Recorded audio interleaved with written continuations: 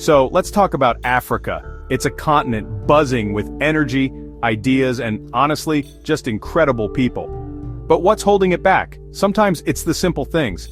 Imagine you're a farmer with the best mangoes in the world. Seriously, these mangoes are so good they make other fruits jealous. But the road to the city is bumpy, full of potholes, and sometimes it just disappears. By the time your mangoes get to the market, they look like they've been in a fight with a truck.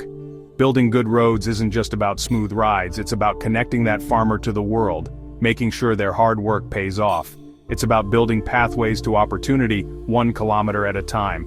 Now think about water. We all need it, it's kind of a big deal. But in many places, getting clean water is a daily struggle. People, often women and children, walk for hours just to fill a bucket. That's time they could be spending in school, starting a business, or just, living their lives.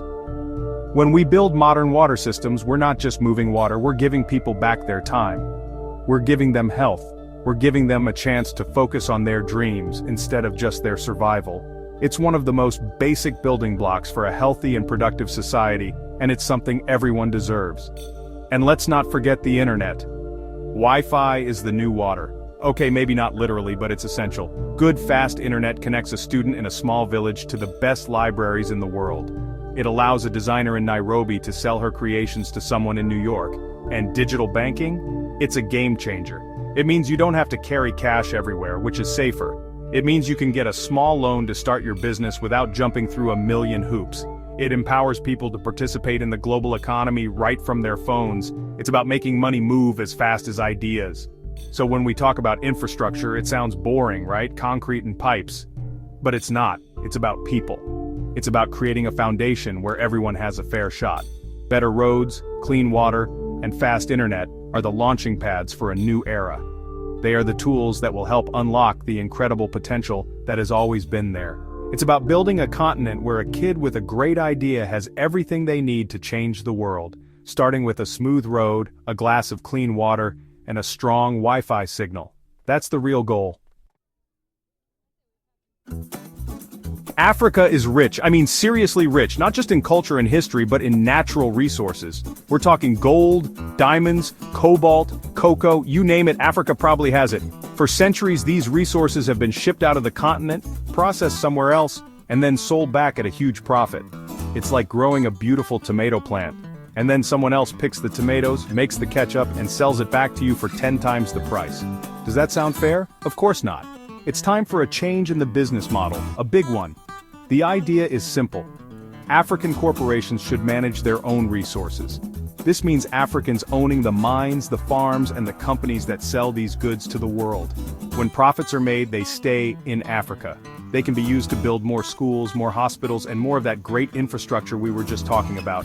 It's about shifting from being just a supplier of raw materials to being a creator of finished products.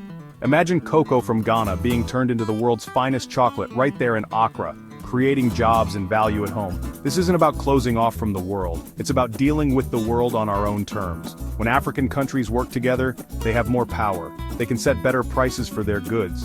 They can say, if you want our cobalt for your fancy new electric car, you have to invest in our communities. It's a partnership, not a handout. This way, the wealth generated from the land actually benefits the people who live on it. It's about making sure that the riches under the ground translate into better lives above the ground for everyone. Think of the ripple effect. When a local company succeeds, it hires local people. It buys supplies from other local businesses. It pays taxes that fund public services. This creates a cycle of growth that lifts the entire community. It's the difference between selling a log for a few dollars and selling a beautifully crafted table for a few $100s. The value is added right here. Taking control of resources isn't just an economic strategy, it's a declaration of independence and self-respect. It's Africa saying, we know what we have, we know what it's worth, and we're ready to lead. So, if Africa is going to process its own goods and sell them to the world, where does all this happen? You need special places for this. Enter the Starline warehouse and landing hub complexes. Now these names sound like something out of a sci-fi movie, but the idea is very practical. A Starline warehouse isn't just a big shed to store boxes.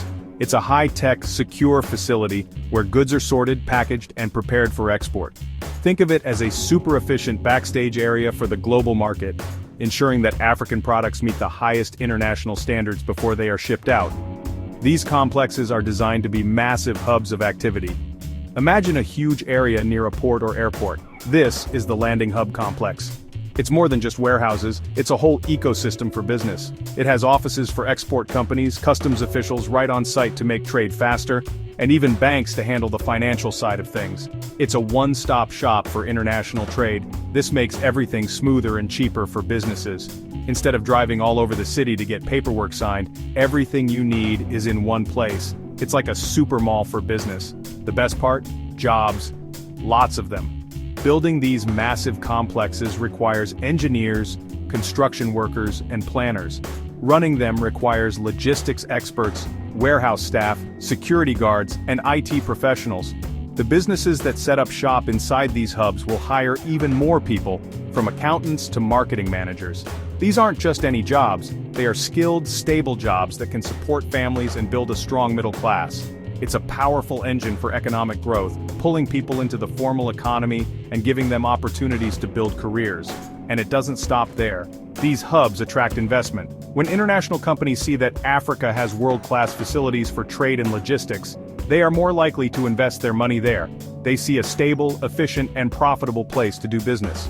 This foreign investment brings in more money, more technology, and more knowledge. The Starline and landing hub complexes become magnets for global capital, but on Africa's terms. They are not just buildings, they are powerful symbols of a continent that is organized, ambitious, and ready for business on a global scale. Let's talk about gold. Africa has a lot of it. But for too long the story has been the same.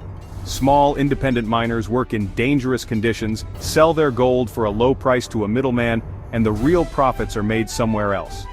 What if we change that story? What if all these small mining operations were brought together, consolidated into larger, safer, and more professional companies? This would mean better equipment, safer working conditions, and proper training for miners. Their lives and their work would be valued. From there we can create powerful gold export unions. Think of it like a team. Instead of individual countries competing against each other and driving down the price, they work together. A West African Gold Union or a Southern African Gold Union could negotiate with buyers as a single, powerful bloc. They could demand better prices and fairer terms. They could even decide to refine the gold in Africa, creating even more value and jobs. By uniting, African nations can turn their shared mineral wealth into shared bargaining power on the world stage.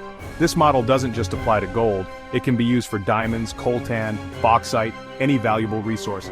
It's about a fundamental shift from competition to collaboration. When African nations work together, they are stronger. This unity builds trust and creates regional stability. It encourages countries to invest in cross-border infrastructure, like railways and power grids, that connect the entire continent. This economic integration is the path to a more peaceful and prosperous Africa, where neighbors work as partners, not rivals, for the common good. Ultimately, all of this, the roads, the hubs, the unions, is about building a stronger, more independent, and more unified Africa. It's about creating a continent where the wealth of the land is used to improve the lives of its people. It's about giving every child the chance to grow up healthy, get a great education, and pursue their dreams without limits. Investing in infrastructure is not just about economics. It's an investment in dignity, in opportunity, and in a future where Africa is not just a player on the world stage, but a leader. And that's a future worth building.